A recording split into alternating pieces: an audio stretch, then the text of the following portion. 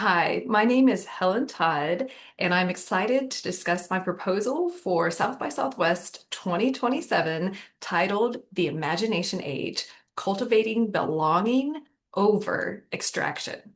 This is a second installment on this lecture keynote series that kicked off in 2025 at South by Southwest with the introduction of the Imagination Age with a presentation titled Farewell Information Age, Welcome to the Imagination Age. And I'm really excited about a lot of new breakthroughs to help us reorient and help us navigate this moment in time where AI is just kind of taking over all of our consciousness and kind of frying our nervous systems a bit. So one thing that I really want to highlight is how our language and the words and language that we use around technology shapes our relationship to it. And very similarly to when electricity was discovered, we only understood it very narrowly.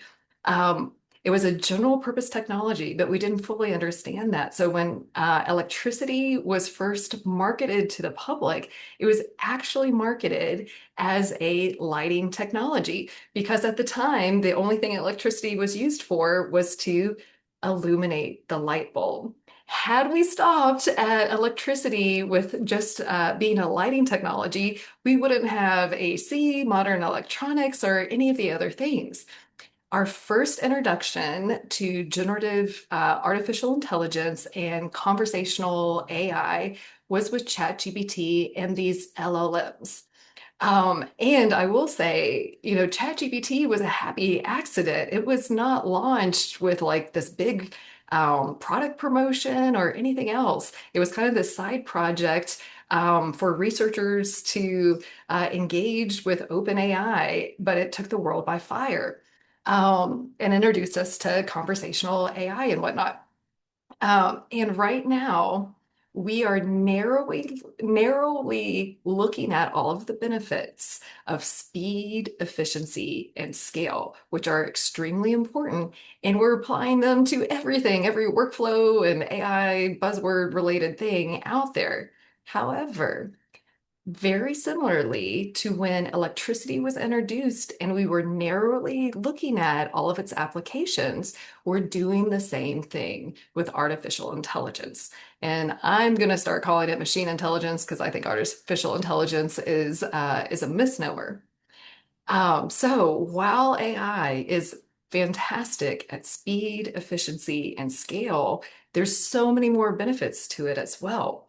So part of the imagination age is an invitation to zoom out a little bit more and reevaluate our relationship with AI or machine intelligence and what we're optimizing for. Right now, we're only doing speed, efficiency, and scale. What I would like to propose is to optimize for hospitality. Not the hospitality industry per se, but hospitality as a design orienting principle. We could look to the hospitality industry for principles to be applied in other industries, and certainly for a metaphor and an analogy. For example, think of the fanciest hotel that you've ever got to go to. Technology is used for speed and efficiency, but it's in the background to make the guest experience better.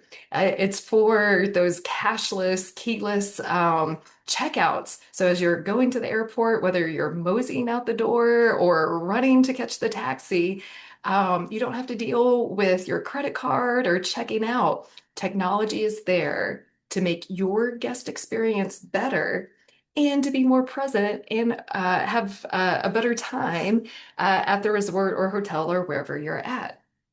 Now, if we were to apply how AI with speed efficiency is being applied at every workflow, every customer journey, with the same analogy of speed efficiency for all things, it would literally be Let's get the person or the busload of people through the door to the check-in, to their room, to the pool, to the restaurant, da, da, da, da, as fast as possible. But that's not how hospitality works. It's the speed and technology is there so that the guests can be more present and have a great time among each other. And these ideas can translate onto our online experience.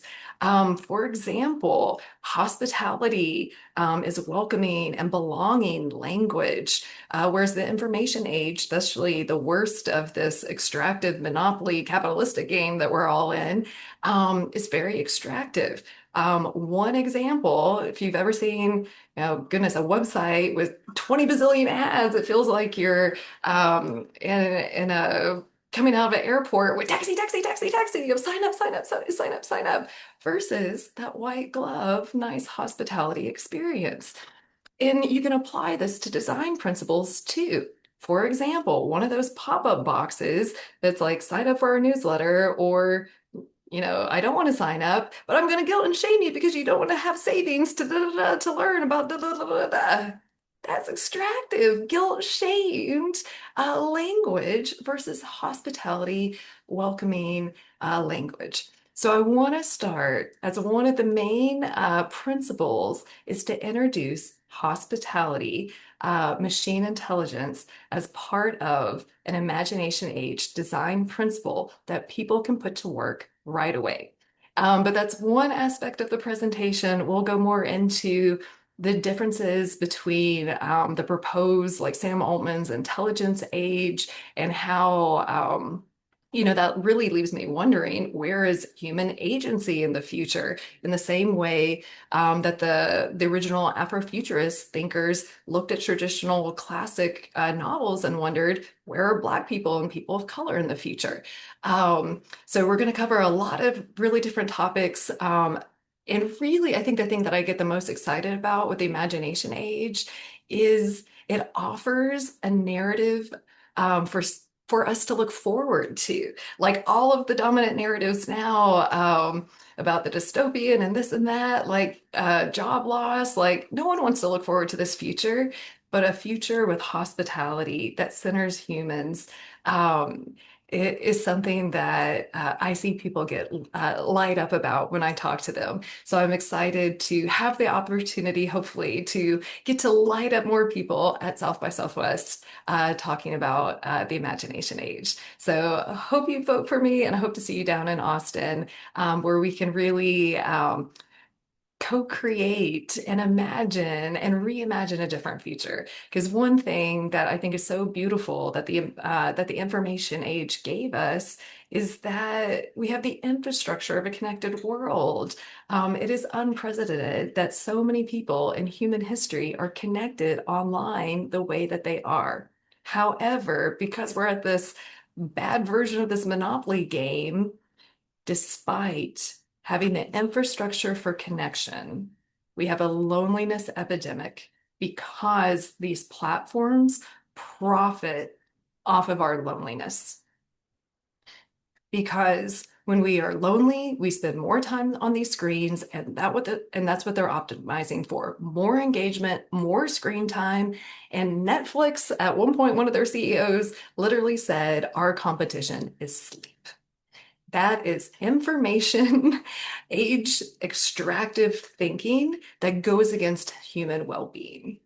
When you apply hospitality thinking, human-centered, well-being centered, agency focused centered, that is no longer what you're optimizing for. So we're going to explore all these topics, and I am so excited to share them with you. And thank you for your time and consideration. And I will see you in Austin in March.